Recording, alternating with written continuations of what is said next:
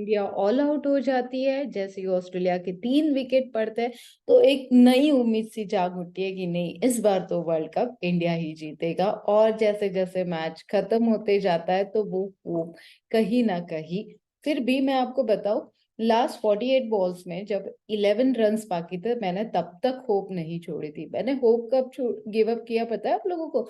जब 44 balls and 2 run बाकी थे, तब लगा नहीं अभी पॉसिबल नहीं है। बट हाँ, मैं Sheetal Bakre, stock broker and fundamental research analyst, perfect stock trainer, आपको बताने जा रही हूँ अगला हफ्ता कि ऐसे ही उथल पुथल अपने स्टॉक मार्केट में होने वाली है। क्रूड ऑयल का भाव, कुछ अच्छी खबरें कुछ बुरी खबरों के साथ अगला हफ्ता शुरू होने वाला है। अगले हफ्ते के लिए हमें डेफिनेटली पिछले हफ्ते का थोड़ा सा रिव्यू लेना होता है। और यस, पिछले हफ्ते का सारा के सारा प्रेडिक्शन मेरा बहुत परफेक्टली गया है। आज भी आप लोगों ने मुझे पूछा था कि शीतल क्या जीते, कौन जीतेगा, इंडिया या फिर ऑस्ट्रेलिया? और आज कहीं ना कहीं मैं सच बता रही हूँ आप लोगों को, मुझे ऐसा लग रहा था कि पहली बार मेरा प्रेडिक्शन गलत हो और मैं आप सबको बता पाऊँ कि यस, आज इंडिया ही जीतने वाला है, वर्ल्ड कप हमारा ही होने वाला है। बट वंस अगेन मेरा प्रेडिक्शन बहुत परफेक्टली गया है। मैंने अपने काफी क्लोज फ्रेंड्स के साथ ये चीज शेयर की थी, बट ये सेंसिटिव टॉपिक पे ना ही बोलो तो ज्यादा बेटर होता है, इसीलिए मैंने आप लोगों के साथ शेयर नहीं किया। बट मैं सच बता रही हूँ, मुझे आज अपने प्रेडिक्शन सच होने पे कोई प्राउड वाला फील नहीं हो रहा है। डेफिनेटली मैं दिल से चाह रही थी कि इंडिया ही वर्ल्ड कप जीते। एनीवेज, क्रूड ऑयल का भाव $78.50 है। वही बॉन्ड का इंटरेस्ट रेट जो है वो 4.40 है, 10 साल का इंटरेस्ट रेट है। और डॉलर का जो रेट है 83.20 है। विक्स जो है 11.83 है। यूएसए का जॉबलेस का जो डाटा आया हुआ है वो 2,21,000 से 2,31,000 तक चला गया है। चीन में यूट्यूश रिफाइनरी में 2% से घट हुई है। एफआईज ने इस बार अच्छा खासा बाइंग किया है, 957 करोड़ का बाइंग किया है। वही डीआईज ने भी बाइंग किया है 705 करोड़ का। अब दोनों जगह पे इलेक्शंस होने वाले हैं, मतलब मध्य प्रदेश में भी है और छत्तीसगढ़ में भी है। तो जो दोनों जगह पे इलेक्शंस है, तो यस डेफिनेटली आपको इलेक्शंस में कौन सी चीजों की डिमांड पड़ती है वो वाले स्टॉक आपको ढूंढने पड़ते हैं। जैसे एग्जाम्पल के लिए मैं बता दूं, देखिए मैं अपने स्टॉक मार्केट के क्लासेस में ना पढ़ाना सिखाती हूँ कि न्यूज़पेपर कैसे पढ़ा जाए। और आज वही एक मेरे स्टूडेंट ने न्यूज़पेपर के से आपके लिए एक बहुत अच्छी न्यूज दी है। टीवीएस मोटर जो है यूरोप में अपना काम बढ़ाने वाली है। स्विट्जरलैंड एमपीएल में फ्री के बराबर वो प्रेजेंट करने वाले हैं। 2024 जनवरी फ्रांस में लॉन्च करने वाला है TVS motor. TVS motor import और डिस्ट्रीब्यूशन के लिए एग्रीमेंट कर रहा है। So that is simple called कि ये टीवीएस मोटर की इतनी सारी फंडामेंटल न्यूज अगर आप लोगों के पास होती तो आप लोग इसे पिछले हफ्ते ही खरीदते। अभी भी टाइम नहीं गया है, अगेन इसका थोड़ा सा स्टडी करके आप इसे खरीद सकते हो। अगले हफ्ते टायर कंपनीज पे ध्यान रखिए, पेंट्स पे ध्यान रखिए, और यस, इंश्योरेंस कंपनी पे ध्यान रखिए।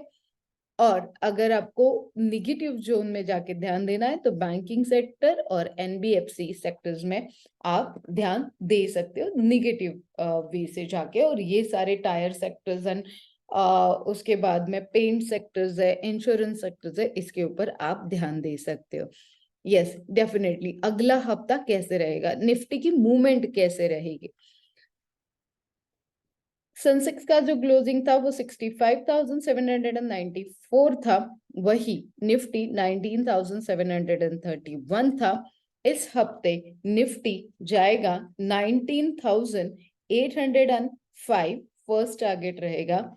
19,890 सेकेंड टारगेट रहेगा। और 19,930 ये मेरा ऊपर का 3 टारगेट मैंने आप लोगों के साथ दिए है, वैसे ही मैंने यहाँ पे लिख लिए है। डेफिनेटली ये परफेक्टली जाएंगे।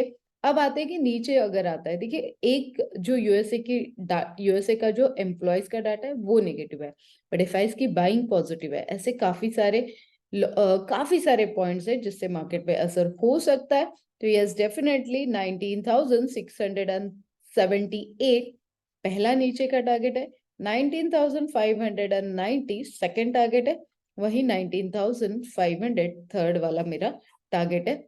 जीरो लॉस स्ट्रेटेजी और मनी मैग्नेट स्ट्रेटेजी का अगर आप लोग यूज करोगे तो ये दोनों लेवल आप कैच कर पाओगे।